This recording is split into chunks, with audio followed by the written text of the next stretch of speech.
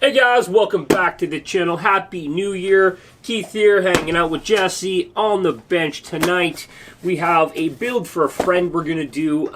As you guys have been, or if you've been watching the channel, we've worked with a couple friends. We opened up an indoor crawling place and an indoor drift track. So we are getting into the rear-wheel drive RC drift world. It's been a big learning experience, but anyhow, let's check this kid out.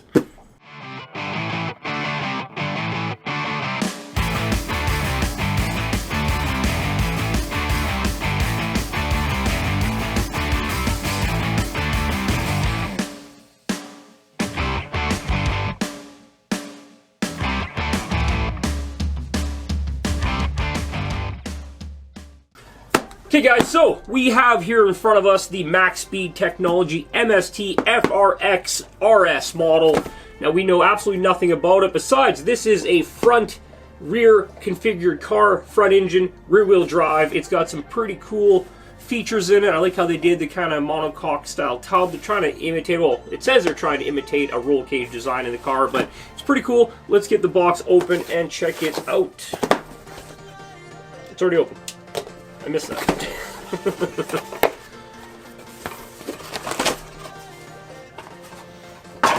We won't throw that box. The customer might want it back. So, that's the graphite main chassis deck and a bunch of parts bags. At this point, it's pretty much just best to start the build, I would say. What do you think, Jess? Oh yeah. Let's get something together we can actually start to talk about. But anyhow, everything looks like it's bagged up nicely. Comes with a few gearing chart, that'll be very important down the road. A couple stickers for the car. Upgrade component. Oh wow, with really nice full color drawings on there, pretty dope. And the most important part, our manual. Anyhow, I'm gonna start getting this laid out. We'll see you back here just a couple seconds and we'll start cranking this together. Okay guys, we have step number one done. It is put the front lower suspension arms on. They went on beautifully. We did not have to do anything. We did not have to ream the pinholes. They sit on these nice little white plastic bushing cup dealies that fit into the machined aluminum toe blocks on them. They are adjustable by flipping those things around on it. You can go out on both, give yourself a bottom what do you call that, track width, wider track width on the bottom with the arms right in that adjustment, or you can change the toe angle.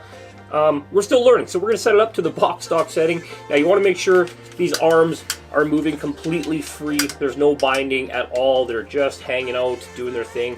Everybody's happy. That is the goal with the entire suspension on the car, just to make sure it is dialed and tuned. And so far, we've had to do no work. Some other kits, we've had to shave down the end of the arm to fit in between the blocks because of over casting, I guess you'd call that, or whatever, on the molded parts. Yeah.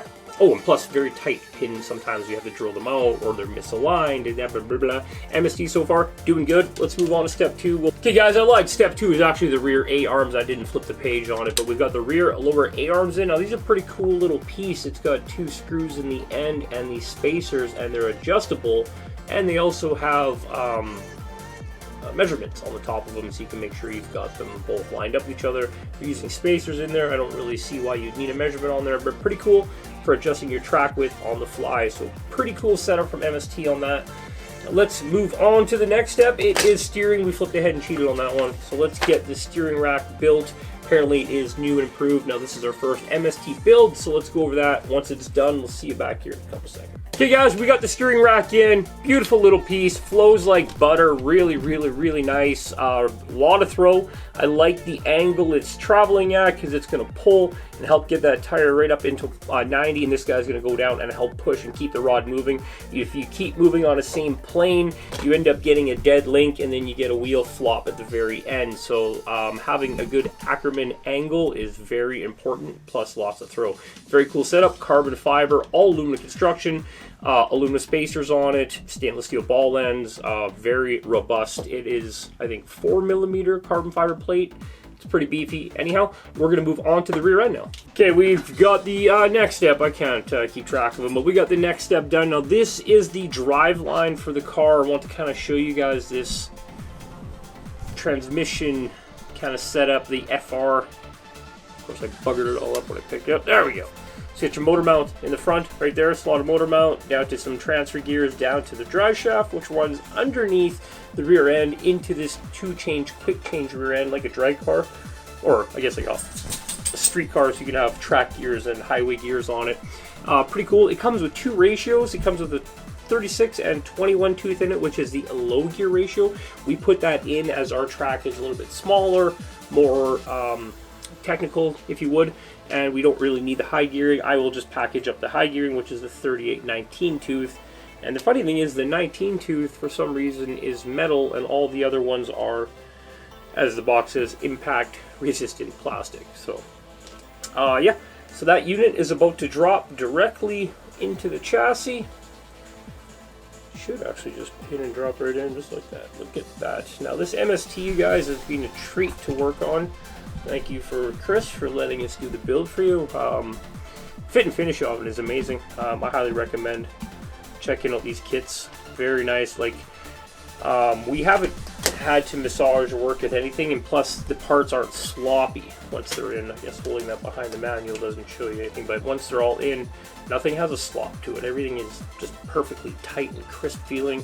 So many tuning options right there. Just the gearing options on the fly is pretty cool. No, that being said, I believe you cannot change the size of the front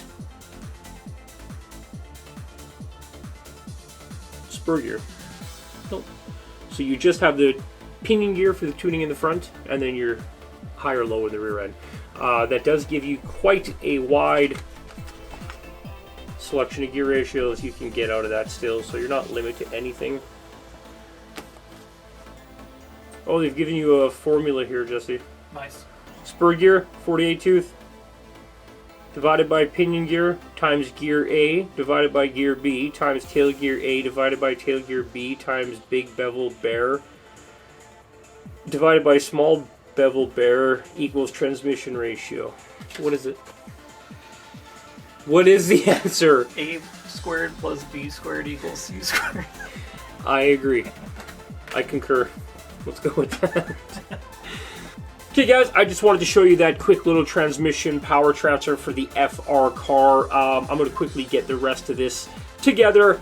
We'll pop back in a few seconds, a couple of the steps as we go.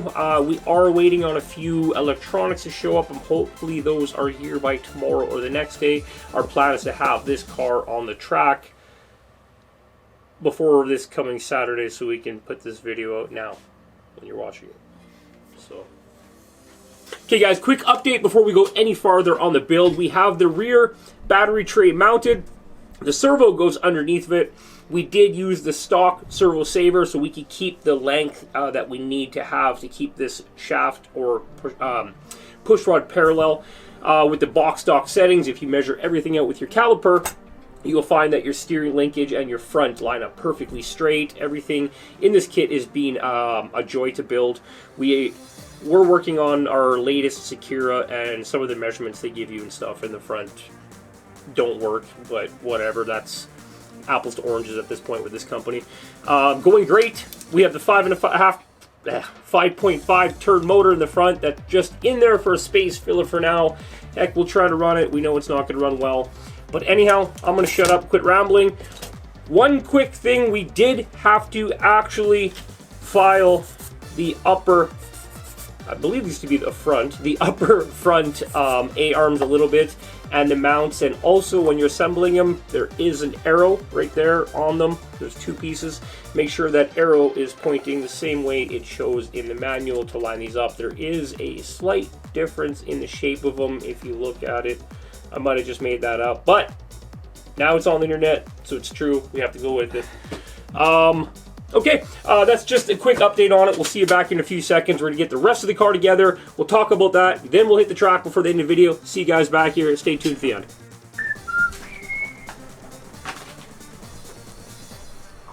It's the wrong car. Oh. Okay, guys, we pretty much got the chassis done into a, what do they call it, Jesse? Sliders? No, yes. It's got a motor in it. I don't know. We got the chassis done. Pretty much all we did, like I said, was put the top arms on, the shocks in it. We used all the supplied stuff, the mineral oil number 10, all that stuff, just for now. Build a box stock, drive it, tune it from there is the way we like to do it. Cool little piece with these brake discs and rotor setup on them. The front are even bigger than the rear. Pretty cool detail. I really like that stuff. The shocks are really nice, aluminum, gray, and red. Very nice build on them. They feel great.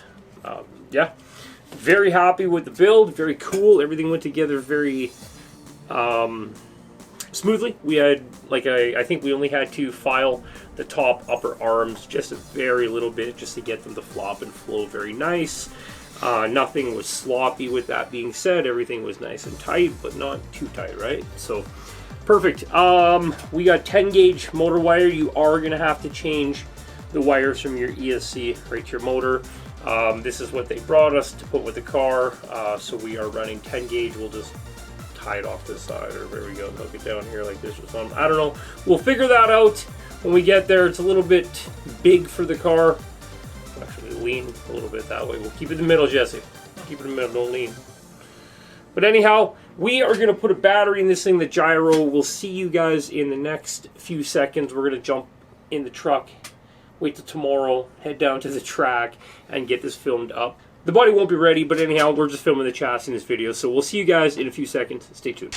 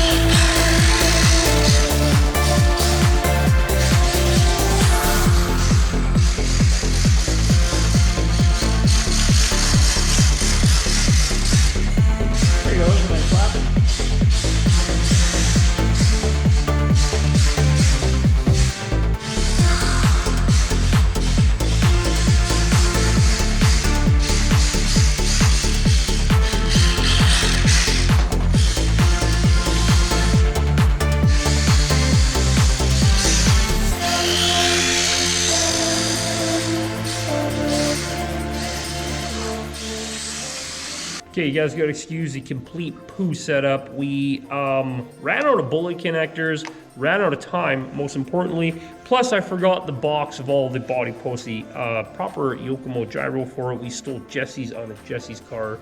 So thank you for Jesse for helping us get this video done. Now the car is absolutely amazing. We get a bunch of cleanup work to here. Put the body on it. We'll get some update footage of the car out there hanging with us. Check out the footage. Now that is box stock with no tuning. And also my first time driving a front motor rear setup car. Also, we have Yokomo P-tiles on the back and MST's P-tiles on the front. Not quite, these are a little bit more grippy. We're waiting for more Yokomos to come in, so stay tuned for an update video on this car, amongst all the other cars we're building right now. See you guys on the next one.